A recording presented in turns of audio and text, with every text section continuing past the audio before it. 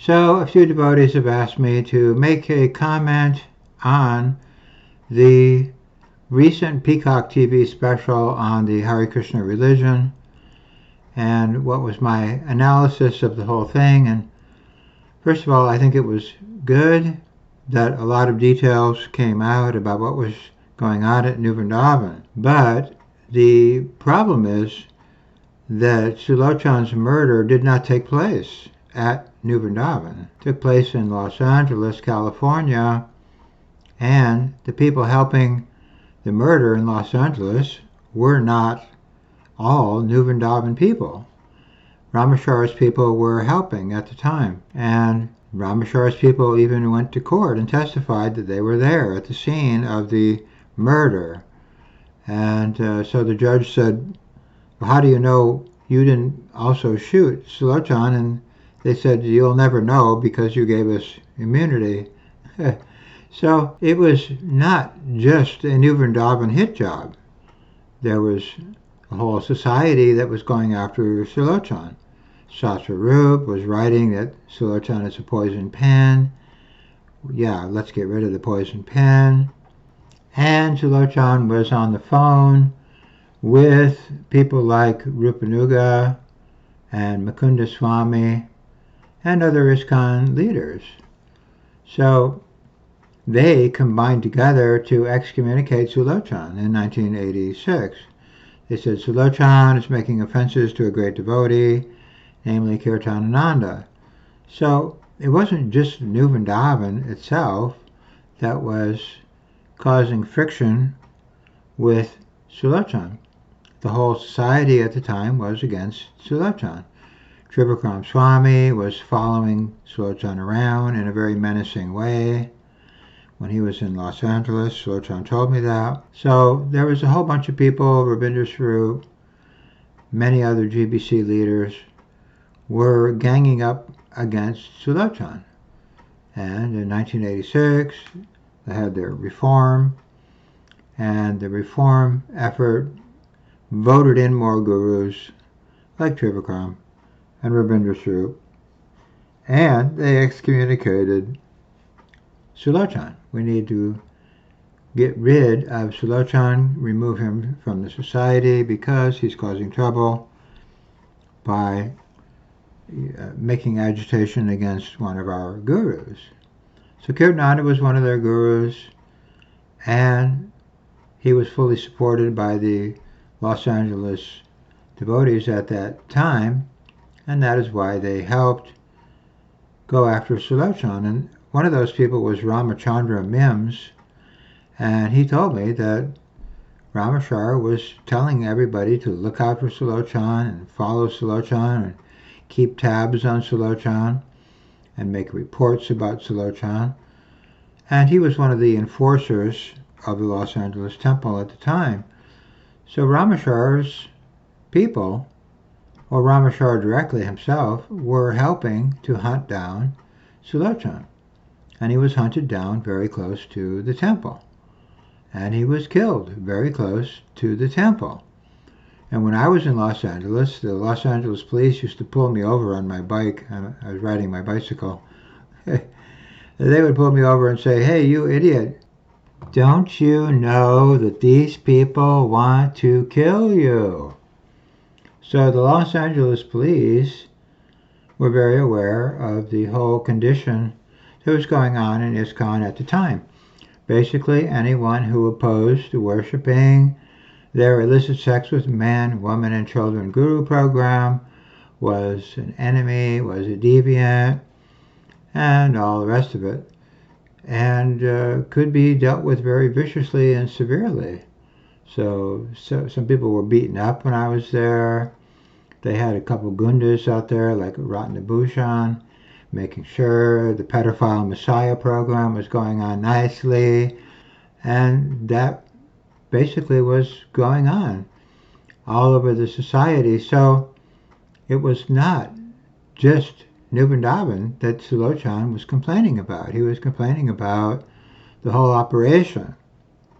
He said there was child molesting going on in LA and in Mayapur, and in other places, Lake Huntington, New York, child molesting on Satsarupa's Gurukula program, and so on and so forth. So Sulochana wasn't just only attacking New Vrindavan. When Sulochana was in Berkeley, the Berkeley devotees absolutely hated Sulochana because Hansaduta was promoting Kirtanananda as the only pure devotee on the planet. So it was a conspiracy against Sulochana, which was ISKCON-wide. Nobody in ISKCON liked Sulochana or supported what Sulochana was doing, especially none of the leaders.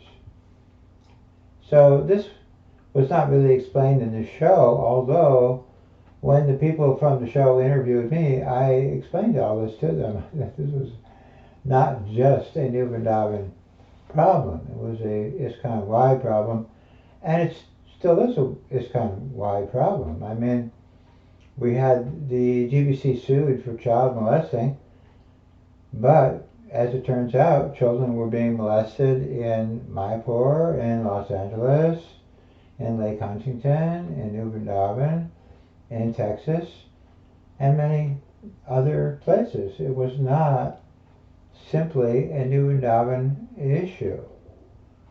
So unfortunately, the TV show doesn't explain this very well, and this has been noted by some of the critics who have written critical analysis of the movie. The movie writing people have said that this show doesn't really flesh out the whole issue very well. There's obviously a lot of hidden information that was not discussed in the show, and that's pretty obvious. In other words, it raises many questions that are not being answered in the show, and of course that's one of the questions.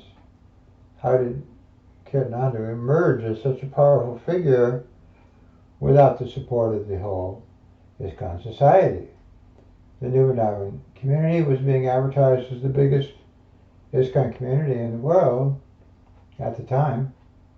So that means the other leaders were sending people there and advertising the New Vrindavan program. So in 1986, the ISKCON leaders were in the middle of their Guru Reform. And Satsarup had wrote a booklet called the Guru Reform Notebook, and the whole idea was they were going to vote in more gurus. Simultaneously, they were going to address the Kirtananda situation, and the Kirtananda situation, they resolved that Sulochana had been making offenses to a great devotee, Kirtanananda. So this was all the leaders of ISKCON at Mayapur, and they were condemning Sulochana for criticizing Kirtanananda. Simultaneously, they reinstated Bhavananda.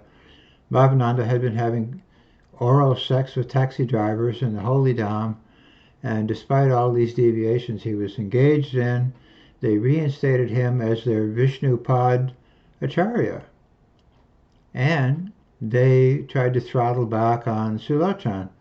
So in other words, they just doubled down on all of the deviations.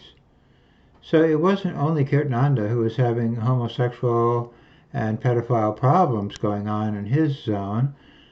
Mayapur had homosexual and pedophile problems going on as well under Bhavananda.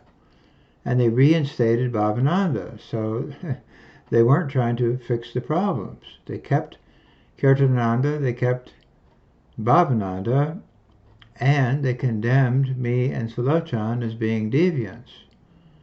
And this was Rabindra Swarup and Rupanuga and Satsarup and the reformers in general.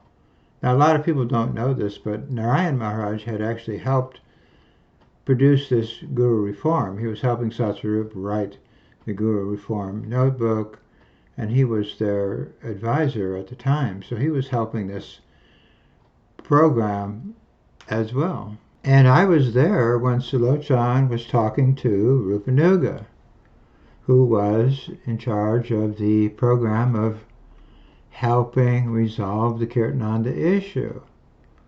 And Sulochan was also talking to Mukunda Swami.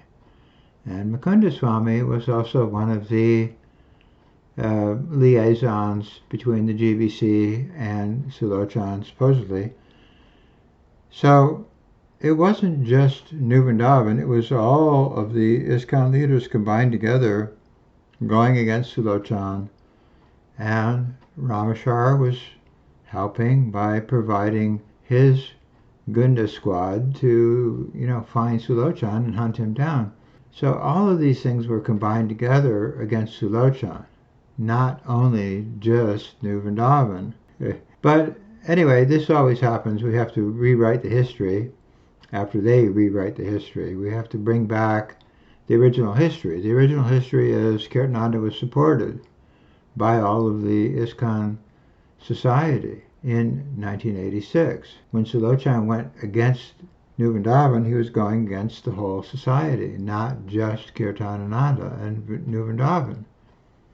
So Anuttama, who is the spokesperson for ISKCON, he keeps trying to say, well, Kirtananda was an isolated guy. He was like a fringe person that wasn't really part of the mainstream society. No, he was the mainstream society. He was the biggest program in ISKCON. The Prabhupada Palace was being advertised all over ISKCON.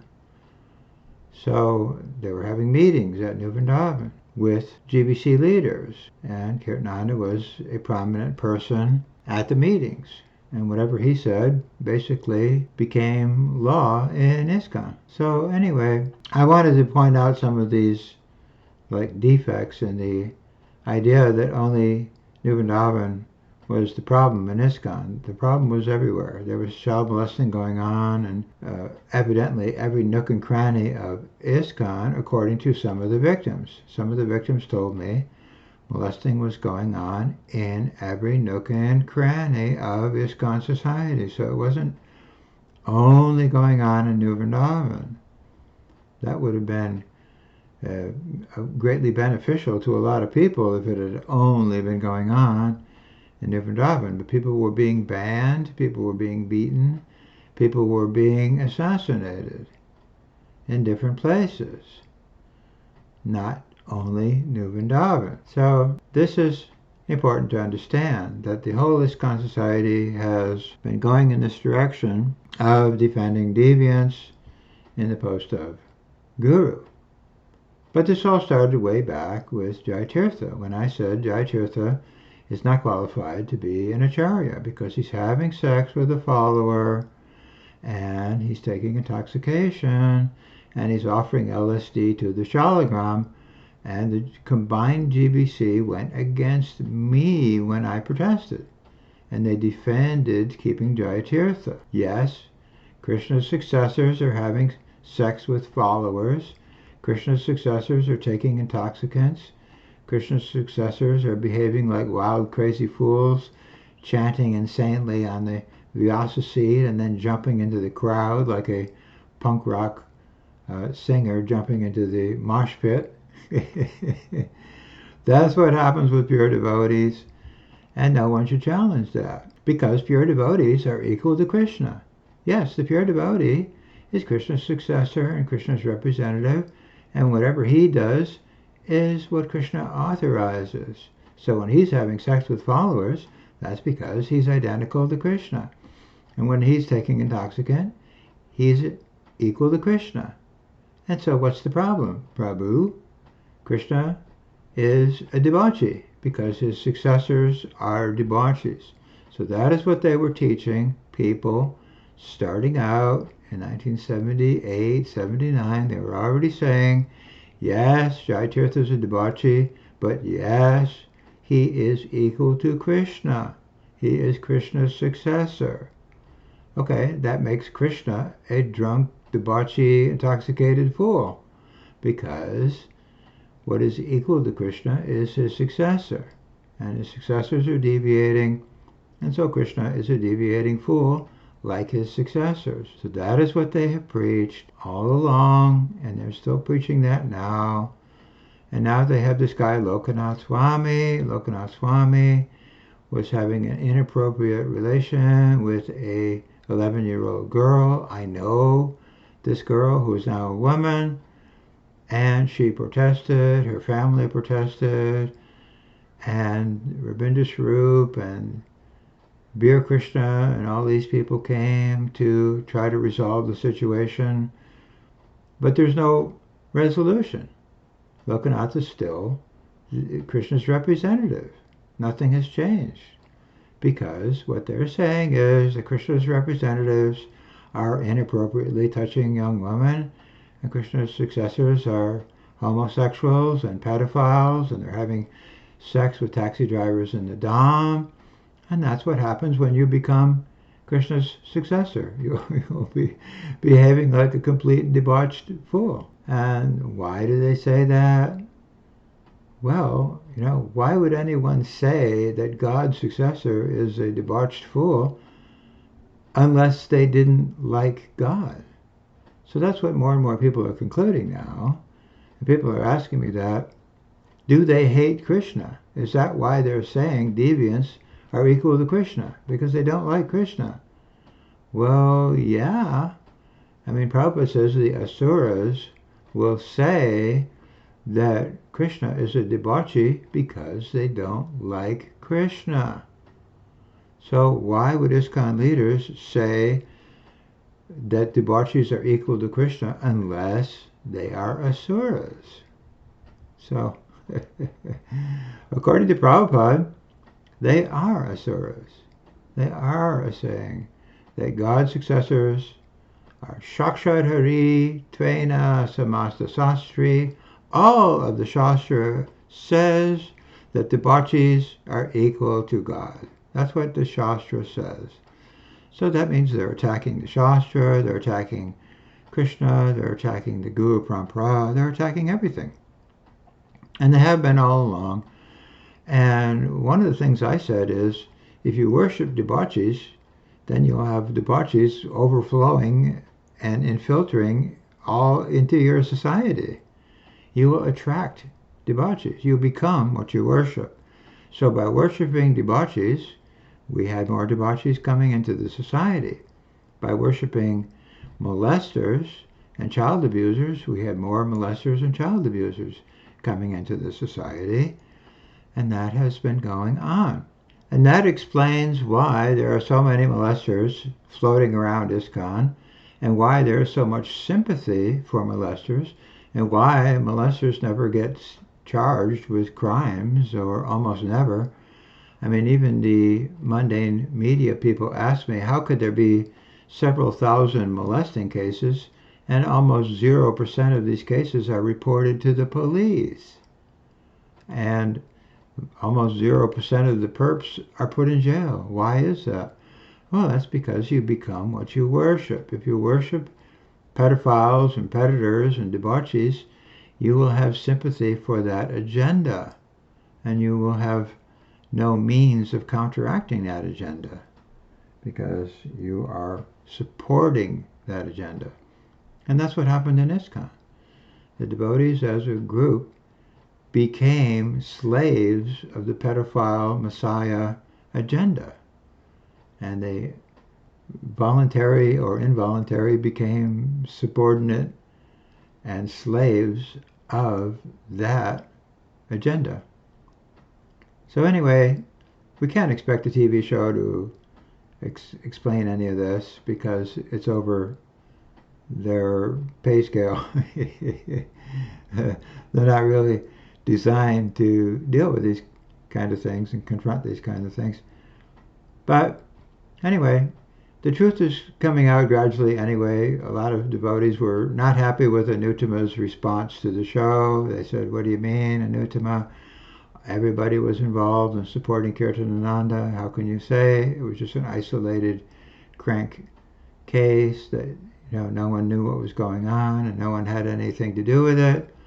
The leaders had everything to do with it, and that is going to be the real history that is recorded eventually, although you guys are putting it off here and there temporarily. The real facts will come out eventually that ISKCON began to worship debauchees as Krishna's successors.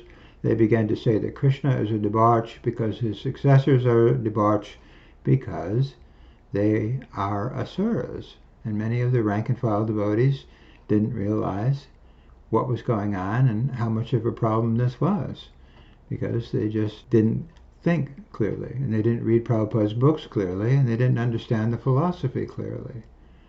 And that seems to be self-evident. And unfortunately, the reformers, or supposed reformers of ISKCON, have not really come to really deal with the root issues and the root problems, not only in ISKCON, but even the so-called independent people like Krishna and his IRM, Dayalu Natai and his HKC Jaipur, Sanat, Mukunda, Prahlad, these guys, they've all raised big complaints about what I'm doing. They say I'm spreading filth and I'm speaking about stool. So what? What are they saying? I'm saying children are being molested and I'm talking about stool? Do they think children are stool? I mean, what is their point? You know, and then many times they bring up, well, Pranjan is a bogus Sahaja Gopi. Oh, okay, well, so you mean to say that only the Sahaja Gopis know that molesting children is a bad idea? I mean, what are you saying? And why are you even mentioning the names of the Gopis? We're talking about banning, beating, molesting homosexuals and pedophiles, and you immediately think of the Gopis? What does the Gopis have to do with any of this stuff? So, no, you're just trying to discredit the people who are exposing the child molesting and the crimes that are going on with these bogus gurus. And that helps the bogus gurus. So, they've all worked in concert to create this situation. And unfortunately, the Shastra says that anyone who is a false guru goes to a lower destination, but so do the cheerleaders and assistants and promoters and, you know, all the rest of the gang. They also go down. So it's very unfortunate, but that is a result, and we already see the result, that many of these gurus are suffering and you know, they've fallen down, they're getting sick, they're dying prematurely. It's just not working. And similarly, many of the reformers, the so-called reformers who came out opposing the GBC, simultaneously opposing me, they're not moving forward.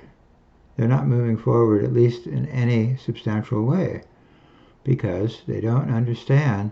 You cannot keep yourself tethered to this program in any way, shape, or form. You've got to jettison the program of, you know, false gurus and the results of false gurus.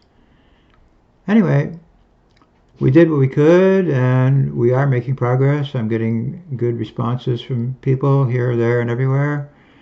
Nice letters of, you know, commending the pod effort coming in on a regular basis. People saying we're saving them and all the rest of it. So I feel positive overall. We are making progress. We will continue to make progress.